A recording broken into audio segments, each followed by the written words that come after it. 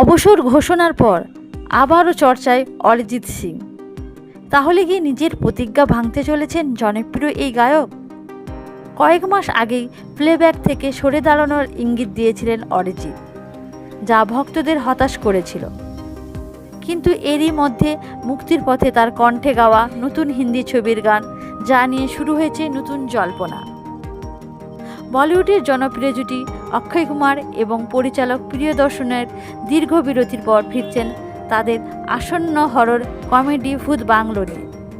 এই ছবিতে একটি বিশেষ রোমান্টিক গানের ক্ষেত্রে কণ্ঠ দিয়েছেন অরিজিৎ সিং, এমনই শোনা যাচ্ছে।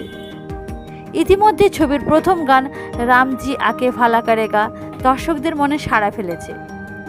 এবার অরিজিতের কণ্ঠে নতুন রোমান্টিক গান শোনার অপেক্ষায় রয়েছেন ভক্তরা। খুব শীঘ্রই এই গানের টিজার প্রকাশ পেতে পারে। অরিজিৎ সিং আগেই জানিয়েছিলেন নতুন কোনো প্লেব্যাকে কাজ করবেন না, তবে তার গাওয়া একাধিক গান এখনও মুক্তির অপেক্ষায় রয়েছে। ভূত বাংলো গানটিও সেই তালিকায়। সব কিছু ঠিক থাকলে 10ই এপ্রিল 2026-এ বড় পর্দায় মুক্তি পাবে এই ছবিটি।